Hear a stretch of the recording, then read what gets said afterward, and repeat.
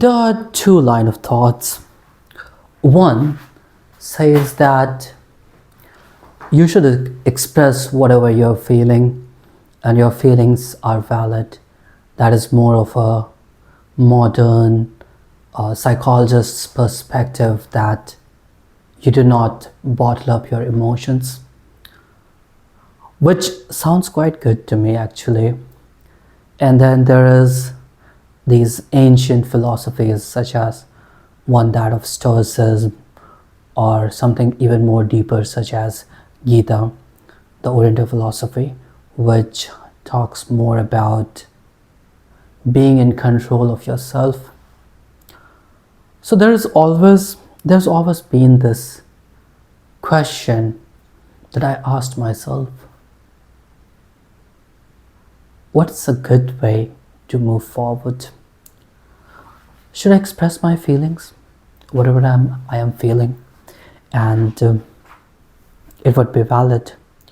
Or should I let things pass through me, happiness and sorrow, anger and joy, and be equanimous throughout the time? When I was younger, of course, the scientific things appealed more to me, and that is the perspective of psychologist, to not bottle up your emotions. However, as I'm growing older, I'm recognizing that not all emotions need to be expressed. They do not need to be suppressed either. But if you're filled with rage, even with indignation, and you react by shouting at someone or hurling things or expressing violence in any way that is destructive, would have an impact on you, and more than hurting anyone else, it's going to hurt you. However, if you could let anger go through you, pass through you, then it's a crisis averted. Same goes with everything that comes in your mind. It's a good thing to say things out loud with clarity, with wisdom, and in a way that you do not hurt someone. But not all the thoughts that come into our mind are so much filled with wisdom and so clear. Thus, when you find yourself trying to blame someone for your situation, even when they were wrong, even when they did something that was not at all good thing to do, can you let it pass through you for once and see what happens? There has been one more school of thought, and that's what I'm looking at, is neuroscience perspective. And I've been listening to Dr. Andrew Huberman, from whom I learned a lot. And it says that there is an element of neuroplasticity. Whatever you do, a neural pathway is created, and over a period of time it becomes your habit. So if you form a habit of not shouting, then maybe one day it would become your second nature, that even when you're vexed and when you're irritated, you do not shout. How will that help? That will help that when you're shouting, you're filled with rage, at that time you do not come from a place of clarity or wisdom. Whatever decisions you make would not be right decision, because your mind is turbulent. At the same time, if your mind is calm and steady, then the decisions that you make would be best for you and best for others as well. I have one book over here. It's called Meditations. It's by Marcus Aurelius. And probably in book one itself, Marcus Aurelius says that people are going to be rude to me, they are going to be arrogant, they're going to vex me, and I must not lose my cool at any point of time. Now, this is the person who is one of the most powerful men in the history of mankind. Is the emperor. He's a Roman emperor, and God, even if he gets angry, there would be no repercussions. He could easily do whatever he wants to do. And here there is a philosopher who is reminding himself that I must not get vexed, I must not get angry. Stoicism is something that has been criticized recently, as in people say that it leads to especially men bottling up their emotions. But my question is that what good has ever come out of emotions? If you're really sad and you end up crying for days and days and days, at some point of time you start to get depressed. It's not healthy. Like, getting depressed is not healthy either. But if you could sort of let that sadness pass through you and think from a place of clarity, then not only you save yourself from depression, but you choose the right path for you. And well, to some extent I think that Stoicism is criticized unfairly, because it's not about suppressing emotions. It's about being in control of yourself, and that is important, especially when you are in a high pressure environment. You're in a leadership role, when people are dependent on you. If you're an army general, you're a CEO, you can't just get angry every time. You can't get anxious every time. It's better to stay calm. A case has to be made that staying calm is truly heroic, and there is nothing wrong with being a hero. Though, sure, there are some line of thoughts that say that no, you should be soft and kind, and nothing is wrong with that as well. It's not one or another. It's not that if you're strong, then you have to be cruel. You can be strong and kind at the same time.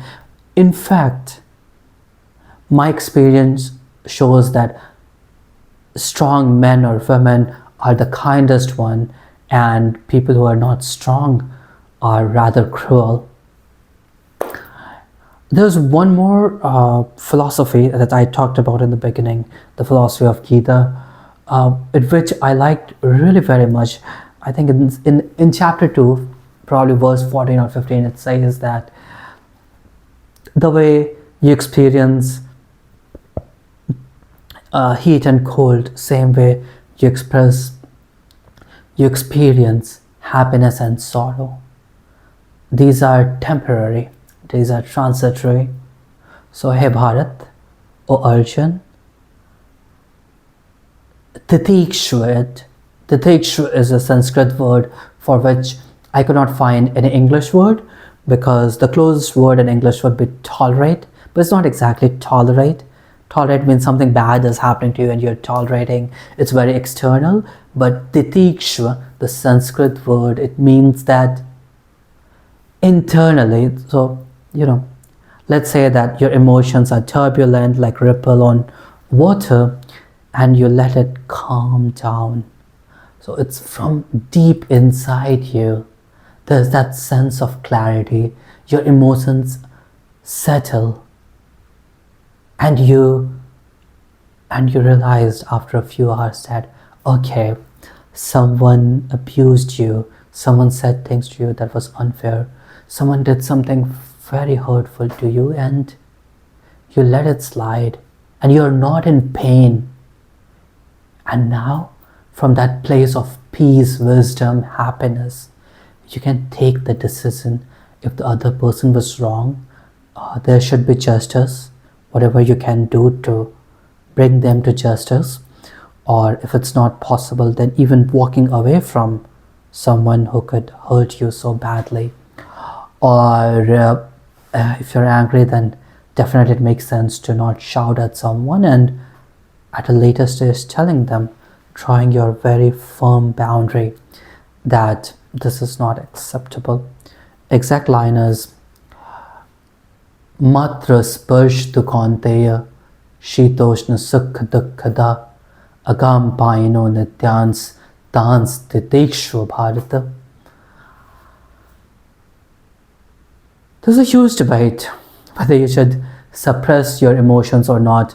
For sure, that reminds me of Emmanuel Macron. For sure, you should not suppress your emotions, but you don't have to express them in a way that's damaging to you and damaging to others as well. And definitely, if you start crying at every tough situation, if you start getting angry at every tough situation, if you start saying things that are hurtful, that you know are not right for you, that are not conducive to your development, at some point of time you're going to internalize them. Your neural pathways would form that will always present you to yourself as a victim, and that's a very tough place to be in. As you start to grow older, it gets more and more difficult to change these neural pathways in your brain. So it makes sense to not think of yourself as victim. It makes sense to have the strength to let the emotions pass through you, to titikshva those emotions, so that you emerge as a calm, composed, gentle, and kind leader. I leave it up to you to decide for yourself what you should do or what you should not do. None of my videos are going to be an advice. I don't believe in giving advice. These all are just an efforts to raise the debate, to raise the discussions in the right direction. And through this video, one of the questions that I'm bringing on the table is, can you let go, let the emotions pass through you? In my experience today and multiple days in my life, there were situations when I was angry, when I was filled with indignation, when I wanted justice and justice did not prevail, when despite my sincerest efforts, best efforts, I lost, bad things happened to me, people were rude to me, and things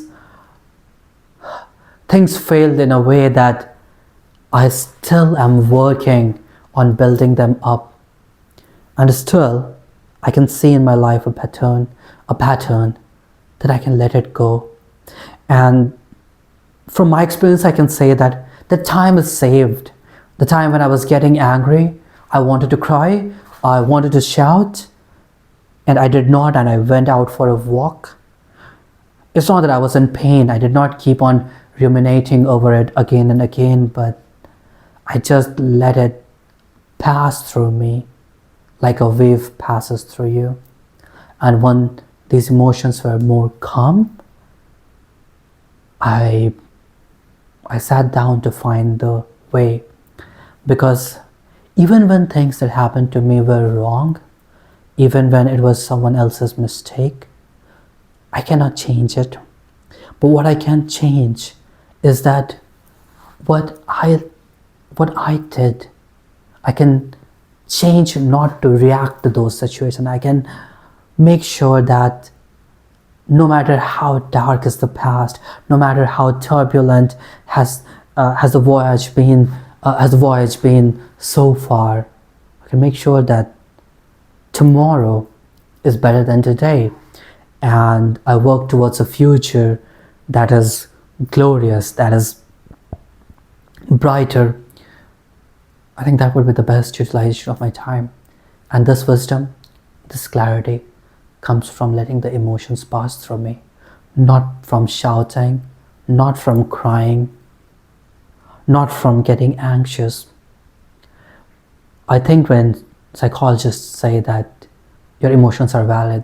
They mean that anything arising in your mind, in your heart, is not wrong. There's nothing inherently wrong with your anger, with your tears, with your sorrow. But the next step is not to express it in a destructive way, but express it in a way that's conducive to your growth, that brings you the utmost happiness. Because at the end of the day, logically, we would want happiness. Sometimes it's not possible. Sometimes when we cannot have happiness, we start craving sadness, sorrow. I also read it somewhere that when you're sad, dopamine is released in your brain, and that's what keeps you in the victim loop as well. But think of it this way: when you're calm and composed, and when there are no other constraints on you, would you want to be happy? Then try to be happy. In Sanskrit, the word for happy. Happy is kind of a general word in English, but in Sanskrit there's a word called Anand. It's not temporary happiness or temporary sorrow, but it's eternal happiness. Be eternally happy.